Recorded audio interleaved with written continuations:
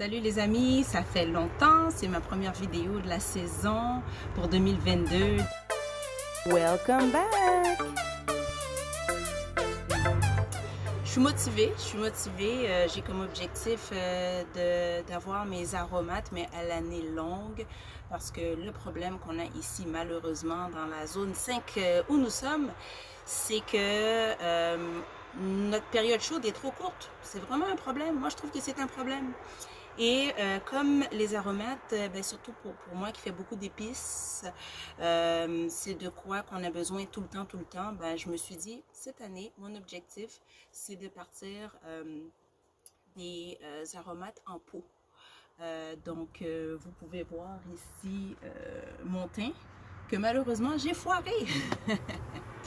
J'ai foiré mon thym parce que j'ai mis excessivement trop de semis dans la terre. Et ce que vous voyez ici, dans le fond, les tiges, là, on dirait du gazon. Ben non, c'est du thym. C'est que dans le fond, j'en ai mis beaucoup trop. Et le fait qu'il y en ait eu trop dans la terre, celle qui est montée en tige, elle se battait pour la lumière. Donc, elle ne deviendra jamais du thym. Mais au fond, c'est le thym, mais qui risque de pas assez grandir parce qu'il y a une compétition au niveau des racines qui prennent un petit peu trop d'espace. Donc, vous l'aurez deviné, je vais repartir du thym. Alors, à tout de suite.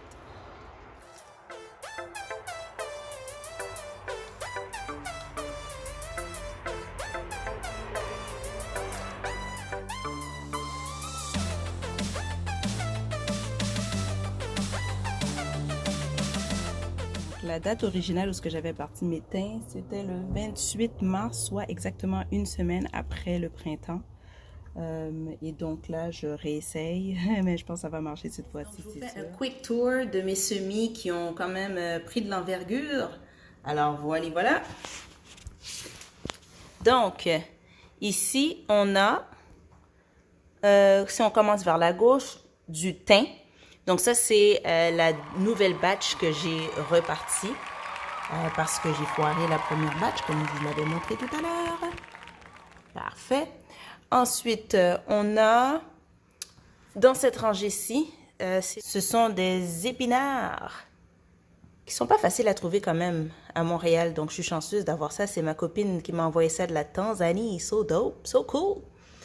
Le céleri, ici. Mais j'en ai reparti d'autres, justement, ici, parce que il est très capricieux, c'est ceux-là qui n'ont pas encore de tige. Il est très capricieux, le céleri.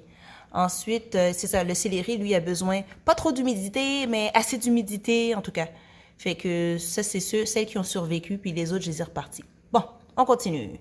Alors ici, on a du piment, donc c'est vraiment du piment fort. C'est la rangée qui est ici, et on a le poivron.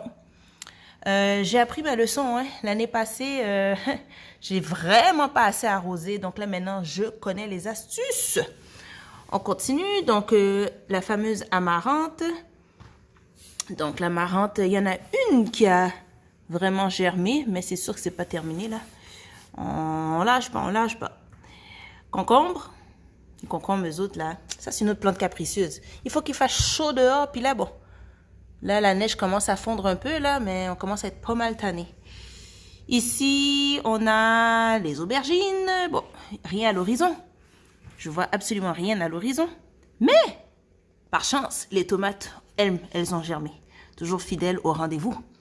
Que serait le potager sans le chou kale? Ça a tellement été un succès l'an passé que j'en ai reparti. Ici, on a... Devinez quoi? Drumroll. Du hibiscus, a.k.a. bissap. Yeah! Your girl Faridi va faire du bissap. That's it, that's all. Donc, ici, on a l'ortie qui va quand même de bon train. Je suis quand même satisfaite. Ensuite, on a ici le basilic sacré qui vient de mes semences de l'an passé. Donc ça, j'ai pas acheté ces semences-là. Je les ai replantées à l'état de la graine. Puis la graine, elle est venue de mon plan de l'an passé. Alors, je suis très, très contente. Ça, c'est vraiment là une reproduction 100% Faridi, Funky Fresh Famade.